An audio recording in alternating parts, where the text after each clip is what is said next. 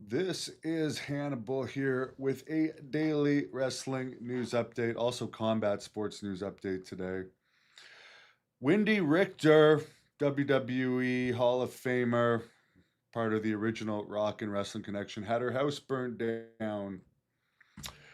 I don't know much about her. I met her once when I was young.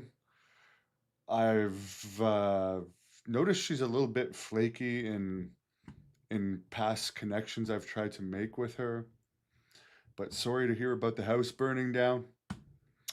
Apparently, for the Raw this past Monday that did the lowest viewership since 1993, only 912,000 live viewers. The main event was Bronson Reed and Braun Breaker versus Sami Zayn and Jey Uso. Of course, you put Sami Zayn in the main event.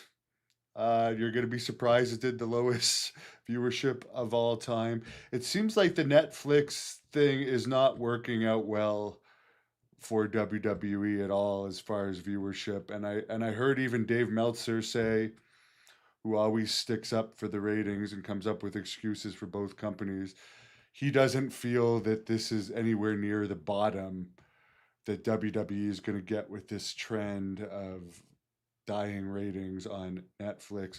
They're also not doing too great on television, but this 912,000 record low viewership is actually half the viewers that they were getting this time last year. So on regular TV, this time last year, they got double what they got on Netflix. So, I mean, interest is bombing. TNA is looking for a new media deal right now. They rarely release ratings. So, although they have had a boost of popularity from their affiliation with WWE, I mean, the ratings I've seen of them is usually at best like 0.01, 0.02, really low ratings, but they're expecting to try and get a $10 million deal from whatever their new television deal is, where yeah, basically it's going to include pay-per-views, and apparently WWE might be helping them get this deal if it goes through. Because they have some type of affiliate deal with TNA. And Meltzer says usually when they've done affiliate deals in the past, they've ended up buying the companies that they're affiliated with, or they've had a clause in the deals where they could buy the companies and they haven't. So it is very possible that WWE may eventually end up absorbing TNA. Apparently, Anthem Sports might actually break off from Anthem's entertainment division, and the sports company might get sold to TKO. They are not profitable now. The current president of Anthem has said that TNA is not profitable. I don't think it's ever been profitable. I don't think TNA has had 1 year of profitability. Jerry Jarrett confirmed that with me that the early years were not profitable. The Dixie Carter years were not profitable. The Scott D'Amore years were not profitable, and these current years are not profitable. So I don't know if they've ever had a year of being profitable. Randy Couture was in a car accident, a racing car accident in Kansas City, not too far from where I am. He has a lot of serious injuries, but they're non life threatening.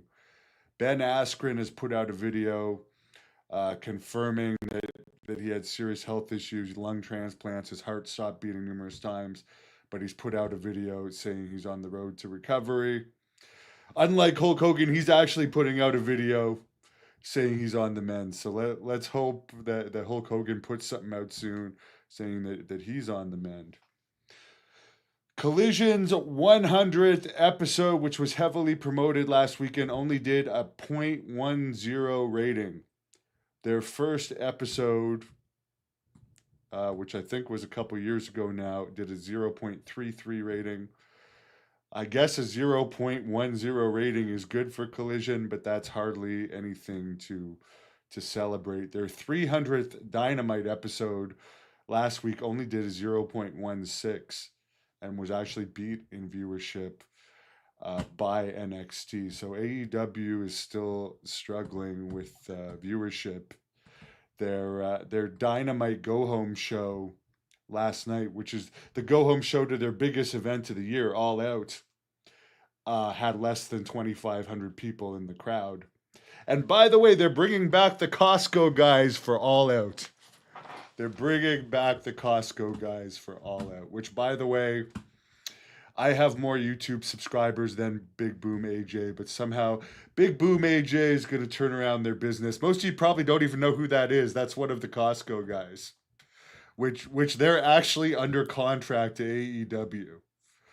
And yes, LA, no surprise at all that AEW is bombing with their practices. By the way, yesterday I did report this in a short. Tony Khan said the reason Britt Baker has not appeared since November, so we're going on about 8 months now since Britt Baker has appeared on TV, is because she's not a starter on their roster right now, and there's only so many spots. So seriously, I'm not exactly a Britt Baker fan, but she's better than the Costco guys to have on All Out. She was one of the originals.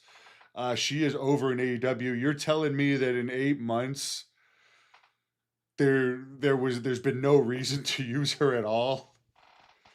There's a lot of, by the way, and they didn't use Paige well either when they had Paige under contract. Why they never had Paige versus Mercedes Moné is beyond me, but there's a lot of rumors Paige will be back in WWE soon. They are having that Women's Evolution WWE pay-per-view coming up. I heard that too, Ivan. The Women's Evolution pay-per-view coming up this weekend. Only about 4,000 tickets sold in a 20,000 seat arena. Yeah, Britt broke up with her boyfriend in AEW, who's in close with the Young Bucks. Adam, what is it? Adam Page, or no, it's not Adam Page. It's the other one. Because I forget his name, but Adam something, Adam Cole. Wasn't she with Adam Cole? I don't remember the guy's name. He's one of the multimillionaires of AEW.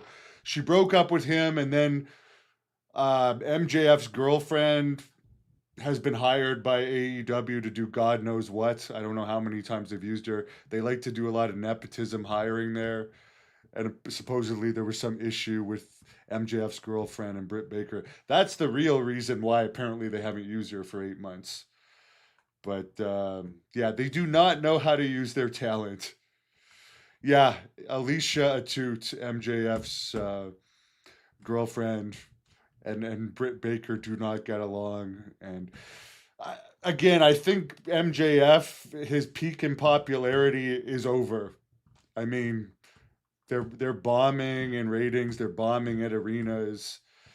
And I think the whole MJF, because he wrestles so infrequently, he lost a little bit of buzz that he did have. But he is making like $5 or $6 million a year, so good for him.